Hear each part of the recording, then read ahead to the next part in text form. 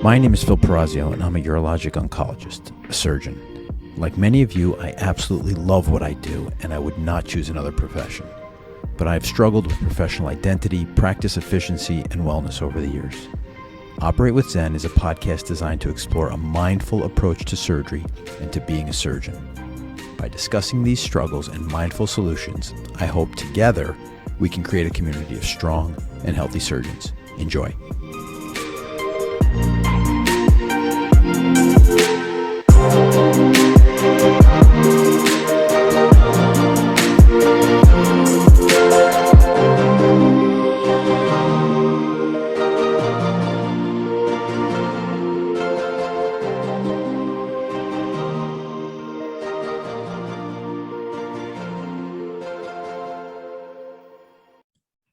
And welcome to Operate with Zen. I have the wonderful pleasure of being joined by Dr. Kirsten Greene today. Kirsten, introduce yourself to the audience. Hey, I'm Kirsten Greene. I'm the chair of urology at University of Virginia and the associate chief medical officer. I'm just thrilled to be here. So thank you, Phil, so much for having me on. Yeah, it's my absolute pleasure. And, Kirsten and I have gotten to know each other over the years through the urologic oncology circle, as many of the guests on this show have. And it's been really nice to have her come out to the East Coast. She came closer to me, then I moved further from her. Yeah. But we're still all in the same section now and working to make the Mid-Atlantic urologic section the strongest in the universe. So it's nice. It already is pretty much, right? Yeah, I think so. We might be a little biased, but we think so. So you and I have both had really strong mentors in our careers, and we're here today to talk about mentorship. So tell us your story, right? You're the chair. You weren't always the chair. Wasn't always the chair. You were not always the chair. Tell us the story, kind of your brief, professional history and how you got to where you are and who some of your mentors were along the way. Okay, I can. I have a kind of a windy road, which I think I've told different people. I always wanted to be a surgeon. No one in my family is a doctor. No one's even medical. It was one of those things I just always kind of had a gut feeling I wanted to do it. And then went to medical school and was going to be a general surgeon. And I was at Hopkins, and just the most amazing mentors, like so kind, so supportive. I remember John Cameron, who was the chair of surgery, wrote me a letter, and I got to see it, in the interviews. Sometimes they would give you your packet, let you go between the rooms, and you're not supposed to look, but I'm just going to tell you now because it's too late to really stop me. So I read my letter, and it was so nice. And imagining someone of such an unbelievable stature writing such a great letter for some random little medical student who wanted to be a surgeon. So I have to say, I had very strong mentors in general surgery. Went out to University of California, San Francisco, where Nancy Asher was chair. Unbelievable surgeon, like just beautiful surgeon, brilliant. There's actually a Netflix show about her, which is incredibly inspirational. And she was inspiring to me as well. And she's a great sense of style. I mean, great shoes, great accessories, which I love, pretty things as well. And she was unbelievable as well. So great mentor and a female surgical mentor, which was terrific. And then I happened to rotate on urology, which I never thought about doing, even though obviously Hopkins urology is unbelievable. Dr. Walsh, legend, I never did it. And then I rotated as an intern on urology, had a great time, met Peter Carroll, who's probably one of the most impactful mentors of my whole career. And I still remember I was operating with him. And as the intern, we got to pull the Foley, and it was back when we did open prostatectomies. And, he's like, hey, what do you want to do? And I told him my plan, because I always had a really well thought out 15-year plan. Like, this is where I was going to go for fellowship, and this is the research I was going to do. And it was going to be translational basic science with viral vectors and liver cancer. And he's like, you don't have to do general surgery to be a cancer surgeon. You could do urology. And, I went to Memorial Sloan Kettering for my fellowship, and because that's where I wanted to go. And it just rocked my world. I was like, oh my God. And the month I spent on urology was so much fun. And Marshall Stoller, another mentor, amazing, so kind to me as an intern, right? You could just ignore the intern sometimes, but he didn't. Jack McInich, another unbelievable mentor, was program director. And it turned out that they had a vacancy. Nobody left, but they just had an open spot. And it was around the same time when I was sort of questioning whether or not I really wanted to keep doing general surgery, even though I loved surgery, it wasn't fitting. And it was one of those life things where a variety of crazy things happen, like it just didn't work out well. And I got to switch to urology. And then I had these, essentially these three unbelievable men mentor me and help me get to the goal that I wanted for my life. And there's a lot of talk nowadays about having female mentors, and I think it's super important. But I have to say, some of the greatest mentors in my life, especially early on when there weren't a lot of female mentors around other than Dr. Asher, were men. And I have to give credit to Dr. Asher because it's not easy to lose a resident. And now as chair, I'm like, this is my nightmare, is like losing a resident. But for her to be so gracious and say, not only, yes, you can leave, but you can leave end state UCSF in the urology department. I mean, that takes a really strong person to help make that kind of transition. And she did. So those were my early mentors. And then I think one thing we talked about, Phil, was sometimes your friends are actually, you don't think of them as mentors, but they kind of serve in that role. And I still remember it was really hard moving to California. I had no friends. All my friends were on the East Coast. It was me and my fiance, and that was it. And it just was tough early on, just meeting other people like me. And I remember meeting Donna Dang. And Donna's a urologist. She's an amazing FPMRS, was at UCSF for a long time. She's a couple years ahead of me, and she was just cool and funny and great. And I still remember her coming to do a consult in the ER, and just everybody loved Donna, and she made everyone laugh, but she was a nice person and kind. And she was kind of my first great friend. She's one of my best friends in my life. But I remember thinking, like, if I could be like Donna, she's happy, she likes her job, she's fun, she's balanced. Like, I saw her and was like, I want to be like that. And that was part of why I switched to urology. And I think just seeing somebody else who you feel like you want to be like, you want to emulate them, that can mean so much early on in your career and help you find your place, Yeah, I think it's a really fine line between mentors and role models, right? And friends, right? And friends. And friends. And it's amazing when you get that kind of blending of all of them. It really can lead to some powerful relationships and powerful impact. Yeah. I think what's really interesting too is, some of the people, when you're a trainee, who are very clearly senior people who are mentors, and then as you progress and you become fortunate to work with them, that relationship changes and it becomes more of a peer and a friendship relationship. And there are people early on that were great mentors and role models that I never would have described as friends, who over the last 15 years, I'm very happy to call friends now. Yeah, I agree. And it's funny because at some point in time, when you make that switch, the advice changes a little bit. It goes from like, you need to do this, or apply here, do this, write this paper, to much more like, here are the pros and cons of the situation, not telling you not to do something anymore, or telling, kind of letting you make your own mistakes a little bit, which I appreciate. Yeah. It's hard. You just want someone to tell you what to do, but it is interesting when the advice changes a little bit. Yeah, it's a beautiful segue into kind of the difference between mentoring and coaching. And in its simplistic form, a mentor tells you the answer and tells you what to do and helps you get to the outcome you want, where a coach helps you bring that out. And I think we're seeing a more formal evolution of that in surgical training, especially, but I think probably medical training in general, where we're seeing a lot more formal coaching, where we're helping people bring out the answers from themselves rather than just showing them the way. Yeah. And it's a good feeling to have a coach, whether it's formal or not formal. Some of the things that I did when I was program director was to help residents kind of get the confidence they need sometimes for their robotic skills. Sometimes just having a more senior resident in there as their backup, whether it was, a research resident or someone who's kind of more focused on education at that point in time, just to show them like, hey, here's the angle, or here's how you put the port in. And it wasn't, it's not me as the attending being there doing the one-on-one didactic teaching, or maybe the, more hierarchical teaching, but it's somebody else saying, move your hand, angle the clip, kind of in their ear at the bedside. And I found that had tremendous results. And then I think as faculty, that helps a lot too. I would do some really challenging robotic partial nephrectomies. And as long as I knew I had seam port somewhere in the building, I knew we could do it.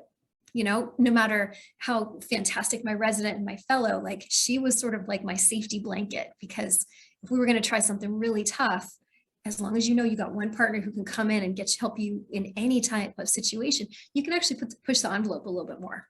So for me, and Seema's junior to me, she was my resident. But we made that same jump we were talking about where, I was her faculty member and then she went off, did her fellowship, came back, was my partner, and is a great friend now. And we operated together all the time. And it was such a great feeling, having each other's back like that.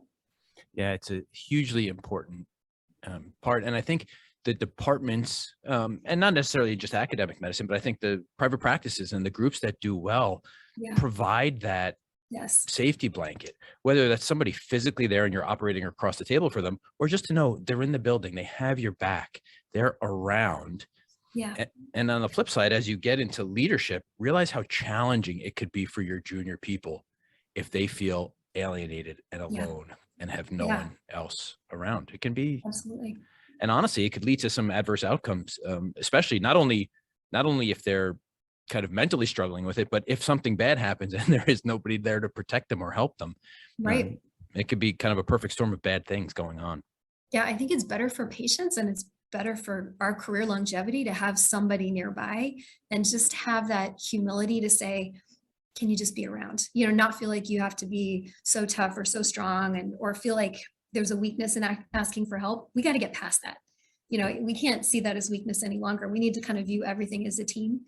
And I think my favorite work situation was Seema Porton, Max Mang, and I all had OR on the same day.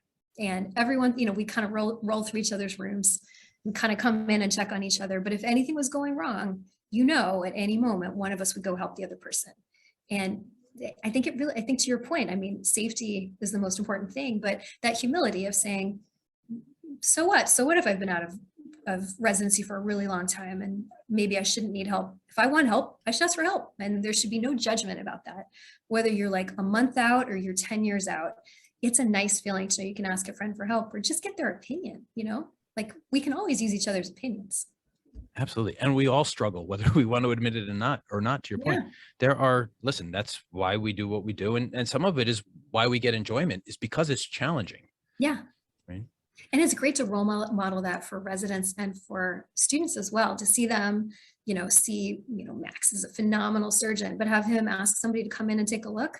It's good for people to see that element of it too, that no matter how talented you are, you can always use help. You can always ask for someone else's opinion. And again, that's great for patient safety. And I do think our private practice colleagues have that right. Talking with a lot of them, the senior partners mentor the junior partners and help get them up to speed. And I think that helps a lot. I couldn't agree with you more. I think, one of the reasons I started this podcast or one of kind of the motivations is that, listen, surgery is a 30-year career, but we do very little to prepare for 30 years of doing this. And one of the ways to really look out for each other and promote long, healthy careers is to build communities in our practices, in our departments. It can even be cross specialty, right? Mm-hmm. Your vascular surgeons and your colorectal surgeons. That's the ideal world, is when kind of everybody's poking in everybody's room. Yeah. And it's a real tight knit community. I think that's when things are the safest and the best. And you're seeing wonderful things happen in terms of patient care and outcomes and camaraderie and feeling well at work. Mm-hmm. Yeah. And just having a friend at work, if you go into the OR, which is an inherently very stressful place, but you have your backup friends, your backup team, you have these other people who are going to be there to help you. It takes the stress down a lot. Yeah, and we'll get back to the positive, but I want to get on the negative a little bit here. We've also seen people really struggle, and I think it's important to call out that a lot of times we've seen junior people struggle. They isolate themselves. They don't ask for help. Yeah. They feel like they're alone on an island, or even simply they do silly things like start an operation at 6 o'clock at night when nobody else is physically around. Yes. Yep. So we actually made a rule in my department. You're not allowed to do that anymore. And for our new faculty, for the first 6 months, they have a designated backup person who will always help them, the more senior faculty, just to give that sense of, it's so scary the first 2 years. It's just terrifying. You wake up, you're terrified, you do your surgery, you pretend you're not scared, but you're scared. It's scary. So if it's just laid out, like you don't get to start a case after this time at night for patient safety and for your own wellness. And, if it was my family member, I wouldn't want them getting that case started at 6 o'clock at night. That's the wrong thing. So it's a hard decision to make as a surgeon, though, because it feels like weakness, but it's not. Sometimes it's strength to be able to say, I'm not going to do this dangerous thing to just prove I'm strong or prove I'm tough, right? Yeah, it's something we talk about on this podcast a lot, is setting boundaries. And I think it's an incredibly important boundary. And it's no offense to our nursing or anesthesia or OR staff, but it's by nature the B team after night. They're not used to working with you. They're not your regular team. And we all know outcomes are better when you're working in kind of a consistent environment. And that speaks to the people in the room and the people around you. Absolutely. And I mean, it's kind of like the airline industry, like it's all has to be the same, right? One little perturbation is what causes all the trouble. And so you're distracted because the person doesn't have your suture, doesn't have your instrument, and it's not their fault. Like you said, that's the evening team. They don't usually do these cases. It distracts your attention away from something critical that's happening. And from that, everything else can spiral. So I think you're right. It's setting, but you can call it setting boundaries. You can talk about it being patient safety or patient centric. But we have to get away from this idea of surgeons that like, oh, we're so tough, we don't need sleep, we can just suck it up and do it, because we're human beings, and so are our patients. Most importantly, they deserve the very best, which is not happening at a 6 p.m. or 7 p.m. start on a long case. You know, if it's an emergency case, different, but elective long case, yeah. Sure. And listen, I mean, things happen, and there's times where, listen, you're going to have to do an operation after hours, and we're not condemning that either. No. But you just have to be smart and intelligent about it, and think, you know, would you want your family member, to your point before, right? If this was your family member, would you be doing this operation at this time, or would you want somebody else doing it at this time? Mm-hmm. Or did something happen in the case previously? You know, usually when things are that pushed back, either it was a really frustrating delay or something really unexpected that happened, right? Or something maybe frustrating or difficult in the prior case, and you're frazzled anyway. So with that mindset, do you really want to go into an evening case? Yeah. Which is why sometimes it's easier just to have a rule and say, nope, unless it's an extraordinary circumstance, the answer is no. Yeah. Well, let's stay on that vein. You do big cancer, you do big operations, and things don't always go as we plan. Yeah. How do you, you know, now doing this for many years, you know, kind of, how do you approach those days and those things, and how do you work through them? I try to prepare as much as possible. I think we're all kind of control freaks, and I certainly am. So I like everything to be the same. I like to know what I'm doing. I like to have the same team if I can get it. Now, realistically, nowadays with staffing, you don't get to have the same team. So one thing I do and I think it's partly to just calm my own nerves, is I do a little huddle in the morning with the OR staff and with the anesthesia staff, because if it is somebody new and the card's not correct, you know, the card's always slightly incorrect no matter how many times you fix it. It is good to just kind of go over, what are we doing? We have a lot of ERAS protocols. So is this an ERAS prostatectomy? Is it a kidney? Is it going to be a tough kidney? How many sutures do I need for the kidney for a partial? How many bulldogs? How many vessels am I clamping? You know, just all of it. And at least it helps me, so everyone knows what we're doing. And I've at least discussed it with everyone. I'm lucky we have really great anesthesiologists, so they can pretty much do anything. But it's nice to have the whole team together just for even 2 minutes to say, this is what it's going to be. And I think that helps quite a bit. Now, maybe you have to do it again when the shift change happens in the afternoon, but it helps early on to make sure you have the right equipment. Yeah. And then know who to call, right? I mean, I don't know if you've ever had this situation where it's like, hey, there's no more needle drivers in the hospital. And you're like, wait, what? Come on. Yes, there are. So you just need to know who to find to go find the equipment. Yeah. And I was going to say, just reflecting, I do a very similar thing, but also being a new surgeon at a new place, I think doing that huddle or that timeout with a very kind and calm demeanor sets a lot for setting the tone, right? As the surgeon, you're the team leader for that operation. And if you're frantic and worked up before things even start, guess who else is worked up and frantic? Oh yeah. Don't expect them to calm you down. It should be the opposite. You know, come in, be kind, be calm, explain to them what's going on. Don't take offense if somebody doesn't know how you do an operation, because they're not trying to, ruin your day. They want a good outcome too. They just don't understand, or they haven't done it before. So take your time with them. Yeah. And they haven't done it with you. And I think the other thing I learned as well, and it was hard going from a place where I had worked for 19 years and everybody knew me and they knew exactly how I did things, to a totally new place. You just have to remember, just assume no one knows what you're going to use. Even if it's the same people, they do all different cases every day. I mean, it's not like us where we're operating a couple days a week and we know exactly what we do because it's the only thing we do. I'm not doing like breast surgery and then taking out an appendix and maybe scrubbing a heart and doing some ortho. I mean, that's what our circulators and our scrubs do, right? They do all these crazy cases. So I guess it is a little bit egotistical to say, well, you should remember exactly what I use in all my suture. So I think I've just kind of taken a step back and realized good to be gracious and do a timeout and assume nobody has any idea what you need.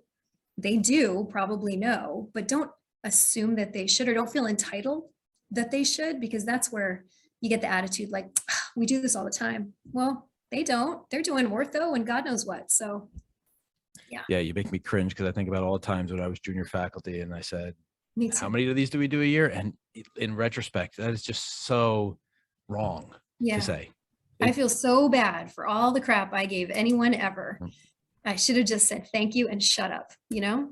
Yeah. Yeah. And I'm sure Yeah, they are thank not you for listening, helping. but we could both apologize to them here. Yeah. So, Yep. I've learned my lesson. I should have been more grateful for them. And Yeah. I'm grateful now. yeah. So we kind of, we learn some of this ourselves, but we also see other people do this.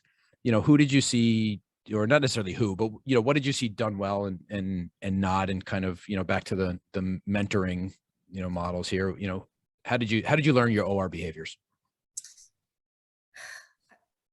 I probably learned it from watching people. Dr. McInich was always so wonderful in the OR. He was always so calm. You always felt so safe. He could get you out of any trouble. And operating with Peter Carroll too. Like he just, was beautiful. He could do everything. So I think that's part of it, is just seeing people who do things so well, and also how they handle problems. But part of it is just sort of reflecting on I don't know if you feel this way, but I feel like reflecting on my own bad behavior, reflecting on the things I don't like about the way I'm behaving, really making an effort to be different, even if it doesn't always work. At least I know I'm really trying.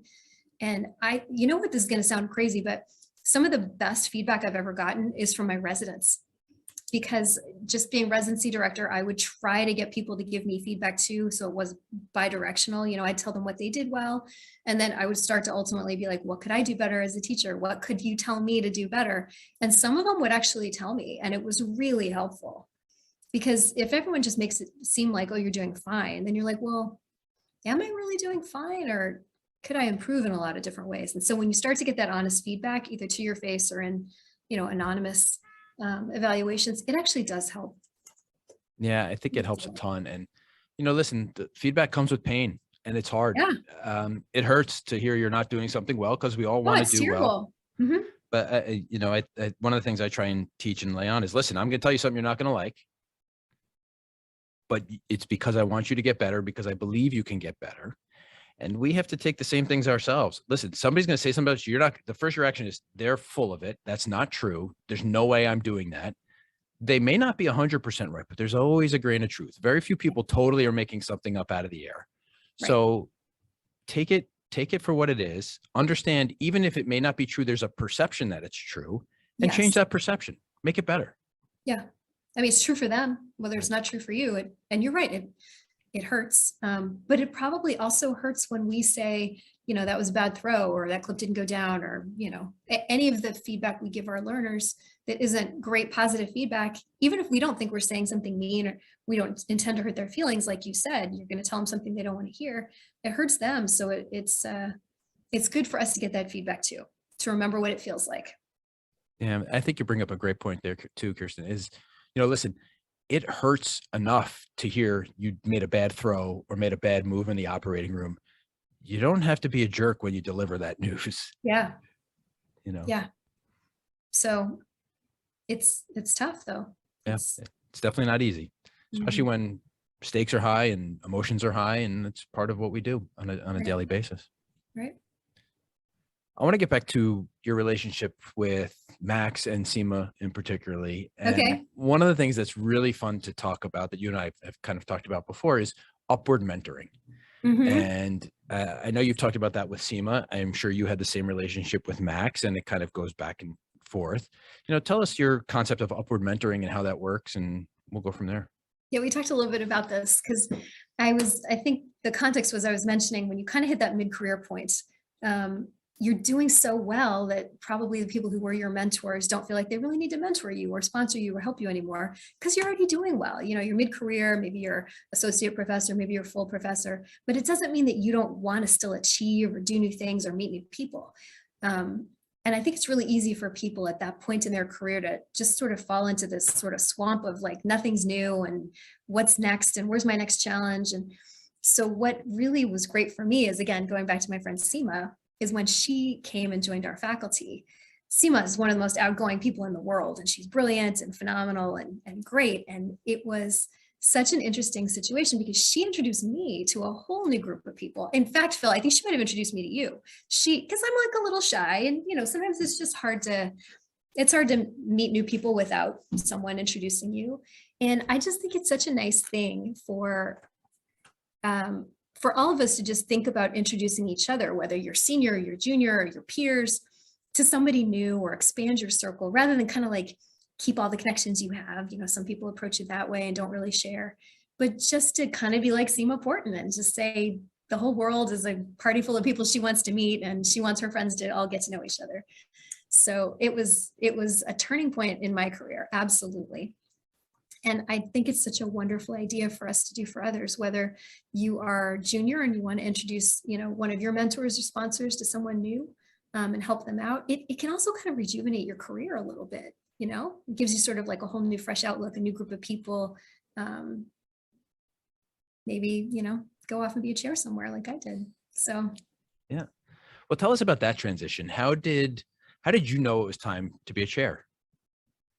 I had a couple of conversations with some of my mentors who are external, and you just kind of get this itchy feeling. And it's probably around like 8 to 10 years where the surgery is not scary anymore, which is great. You know, it's not nice. It's nice to not be scared anymore with surgery. And you're, like I said, you're doing well. You've got your patients going fine. You know, whatever it is that you find really fulfilling, whether it's education or research or both, that's all doing well. And maybe you've already achieved some like vice chair positions or director level or something. You know, you're doing something other than just your clinical work, your research, and you've achieved some level of leadership. And it just doesn't, it's kind of like, well, what else, you know? And I feel like it's a branch in the road. You can either keep doing what you're doing and be happy with that, or you can try something totally new to get a new experience, maybe learn something different. And neither one is right or wrong. You know, I think back to my career at UCSF and I loved it. And I love all my friends and I miss them and I miss my students and my residents. I had a great thing going, and it was great, and it could have stayed that way forever. And I could have just chosen to stay there and be happy with what I had. And some part of me just kind of felt like I needed something new. Like I wanted to do something different, and I was ready for the next level of decision making. And I don't know how else to explain it, but I think at some point we all kind of get to that branch in the road where you're either going to stick with what you got because it's awesome, or are you really going to radically change everything and try something new and try to learn something different? I will say the idea of, hey, let's do something new and try something different, it sounds great. It's really freaking hard, especially when you've got something great going for you to uproot your life, shake everything up. Learning is hard. It really makes me respect our students and our residents, that uncertainty of not knowing what the hell you're doing, or, you know, are you good at this or you're not good at this, trying to acquire new skills. It's tough. They're gutsy people, our students and residents. Absolutely. Well, we were there one day, you know. Yeah, but it's easy to forget when everything kind of starts to go really well, right? Yeah. Yeah. So, you know, if you could, for people who are, they could even just be starting their career, pondering kind of, you know, there's people who you go to med school with and you do residency with who say, I'm going to be a chair. That's my career trajectory. That's where I'm going. I don't know if you were one of those people. I'm assuming I was. You were. There you go. See, there's your answer. Yeah. I am not. I was not. And now, you know, I'm not a chair, but I'm in a leadership position. And you're right. Like kind of those evolutions come about, and it's either you're ready for them or you're not. And there's nothing right or wrong with that. But what kind of advice do you give to people early in their career who think that they want to go down that road? Oh, that's a good question. I think in retrospect, kind of knowing what I know now, you have to really like managing the details, and you have to like managing people and talking with people about problems. if you are someone who's like, I'm not a details person, then you probably should not be a chair, because being a chair is all about the details. It's all about, and if you don't like having difficult conversation, I mean, nobody likes difficult conversations, but if you don't like helping solve problems for people, like listening to people and letting them share their thoughts, whether you agree or disagree. I can't remember who told me this recently, but like, it's a people business. It's a people job being a chair. It's not, and maybe it's not what it was anymore. It's a lot more of recruiting, retaining, trying to make things better for others. It's really not, at least the way I view it, it's not so much about me and my career anymore. It has to be about everyone around me succeeding. So you have to get some enjoyment from that.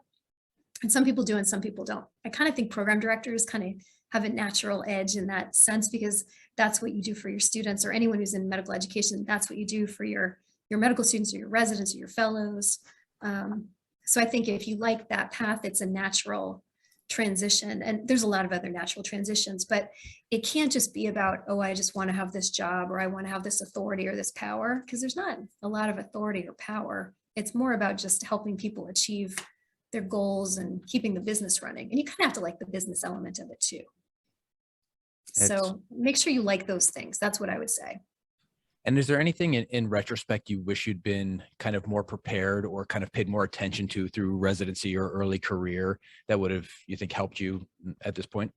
Yeah, if I could have known the nuances of the business of medicine, that would have been very helpful. I think in a lot of academic places, you don't really get to know that well. It's either run for you very well by your institution, so you never really have the insight, or only a few people know it really well in your department, but not everyone. It's not common knowledge. I would have loved to know more about that, or to do some of the different courses that are available along those lines, because I find that absolutely fascinating. And so I have to kind of find it on my own, which is fine because I really like it. It's almost like a game, like winning the game.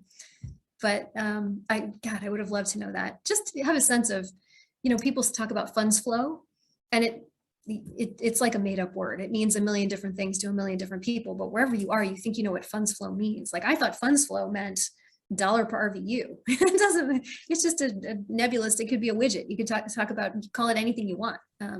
It's just make believe. So knowing all the different elements of that, and the different laws and regulations, and talking about different ways to get paid. So that is interesting to me, and I wish I knew more about it. But you have to seek that out. You're not going to get it necessarily. Yeah, that's what I was going to ask you. So if you have residents, trainees, junior faculty who are interested in these things, do you make things available for them? Kind of what's the evolution of that at your place, or not even necessarily now? What's your, where's it going? I think we need to learn more about it, but there's not a great way to learn. There are some courses you can go to learn more about it. There's always kind of coding courses at the AUA, which I never attended, but now I'd love to go to. I think institutionally, it's going to be different each place where you are. So one thing that we are doing here is we have a great coding team. And I think coders don't really know if you're interested or you're not interested, right? But if you are interested and you partner with your coding team, they can really they do one-on-ones with all of us. They meet with us quarterly now and say, here's all the codes that I changed and here's why. Here's what you should have done to get a higher code or a lower code, or did you do this, or did you think about this? Or when I read your note, it would be great if you said X, Y, and Z if you did it, but if you didn't, those types of things. I mean, I think we have resources available to us, but we're not making the connection. So we're doing that as a faculty now, making that connection with our coders and kind of talking a little bit more about new initiatives, and not just thinking about them like, hey, we're going to start gender affirming surgery, but hey, we're going to start gender affirming surgery. What are the codes? What are the pro fees? What's the facility fee? How do we code this? Should we work with a particular payer? So there's a lot more to starting something new and getting the residents involved in that right from the beginning. If they're interested, which a lot of them are, that's a great learning experience. But instead of just saying, I want Resume, kind of saying, okay, you want Resume. So this is what it pays, and this is the facility fee, and this is what it costs at an ambulatory surgery center, and here's what it costs in the hospital, and here's what it costs somewhere else, and trying to see how does that actually work out. I think it makes it better for us as surgeons, because the next time we're going to say, I want X, you know how to think about it, because maybe you want it, but it's never going to reimburse. It's going to, bankrupt your department or your hospital or your practice. So I think it's, and I'm babbling because I like this stuff so much. I think it's really interesting, but it teaches all of us to be better stewards of our resources, and also teaches us how to get the technology that we think really will benefit patients and make a good argument for it. Yeah, I think that's huge. I was volunteered for the value analysis committee. I'll put it that way at Hopkins a long time ago. And I'll tell you, it was one of the most valuable experiences I ever had, because you learn not only what is efficacy, but kind of what is cost efficacy, right? And what do things actually cost? Is it just clinically equivalent? Is it clinically better? And where are the costs? And obviously now we're starting to think about things like sustainability in addition to that. But I think if you are interested in that, exposing yourself through committees, even if you're just a fly on the wall, not a voting member, just to sit there and learn these things are incredibly valuable. I agree with you completely. And I think we could do a better job of exposing people. Mhm. I try now, when I do a case, I will talk to, if I have a chief resident with me, I'll talk to the chief typically about codes. I think it's a little much to overwhelm the juniors and the interns with what you're Yeah. coding and billing for, but chief residents and senior residents who are going to be in practice within a year or 18 months, it's certainly worth having those conversations. Hey, when I'm doing this case, this is what I'm billing, and this is why I'm billing that. And this is Yeah. the documentation you need to support that. Right. And the other part that's interesting, and you might find this interesting as well, is from a health system perspective, which I never really got to see until I was in the ACMO role, is, different service lines or different disease states being profitable, not profitable, right? In terms of where do you grow your business? And what I thought was fascinating was some things were deemed not really profitable, but it had to do with OR expenses and time. And so it goes to the heart of, if you're taking 8 hours to do a case that should take 2, it's not profitable. It's also not good for your patient. Of course, it's not good for the hospital because you should be doing multiple cases, not just one 8-hour case. But it is interesting to know where that intersection between you're doing the case too long, the balance between teaching, between education, patient safety, and also sustainability and being a good steward is, with the time element of it, which I never really thought about before, and no one had ever really spoken to me about before. So I thought that was, we talk about it from a safety standpoint of cases going too long, but from the financial standpoint, it's interesting as well. Yeah. And the other part is kind of the academic or research side of it, whether you're participating in that or not. When we write standard operating procedures for cancer, we put the billing codes in the back of the SOP. So everybody's using the same, it's kind of expected. You're using the same codes, using the same diagnosis codes, using the same billing codes, so that we can track these things and actually see what we're doing. Because listen, our administrators aren't so interested in our cancer outcomes, but we are. Yeah. And so if we code right up front, we can track these things a lot better. Yeah. And it also goes to the heart of, we get cost per case, and some people are more expensive because they use certain things, and some people are less expensive because they don't use certain things. And whether it could be like a thrombin product or a stapler or certain stitches or whatever, it's more than just the cost per case if you take the time elements into account, and also complications. So if someone's taking 2 hours faster, but using a piece of equipment that maybe is $1,000, that person is actually more cost effective than someone who's taking double the OR time, because OR time is like $100 a minute or more. Right. So it's just interesting to think about those calculations as well.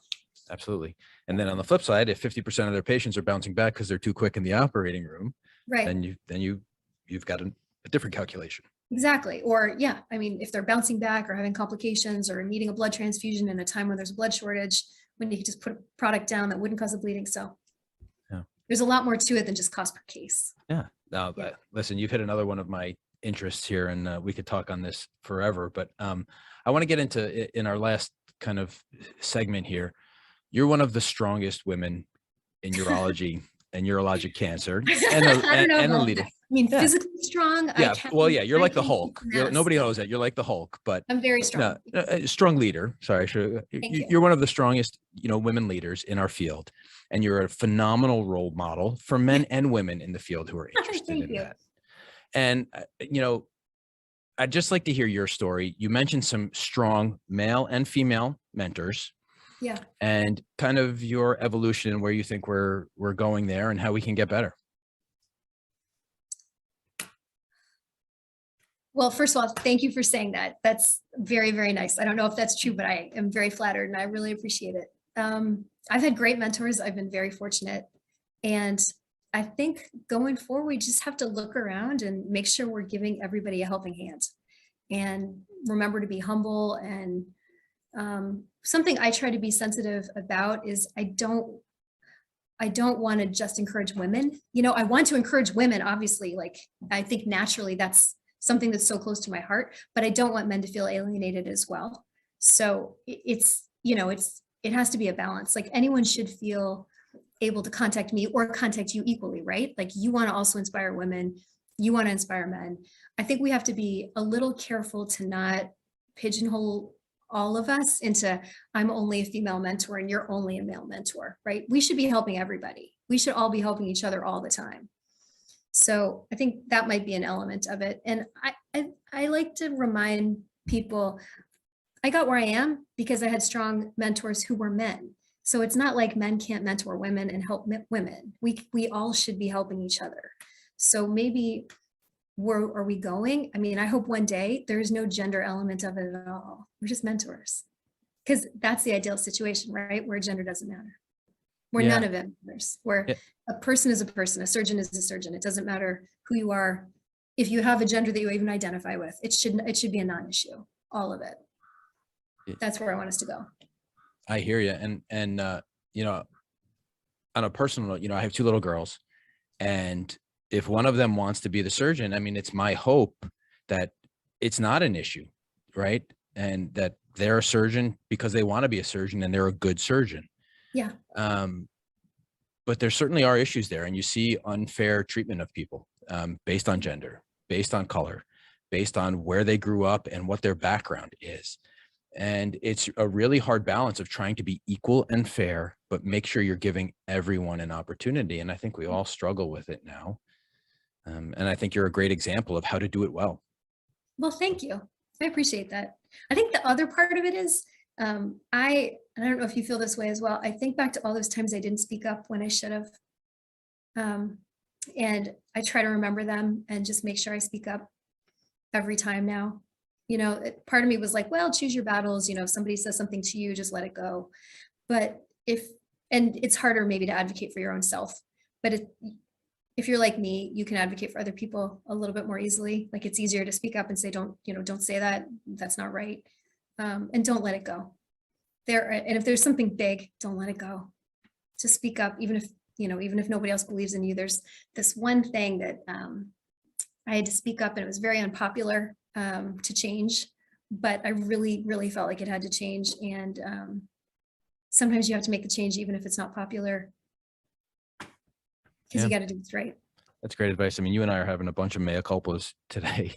I mean, there's times in my career where I should have stood up and I didn't. But I will tell you, as bad as I feel about those situations, it gave me the strength to stand up now.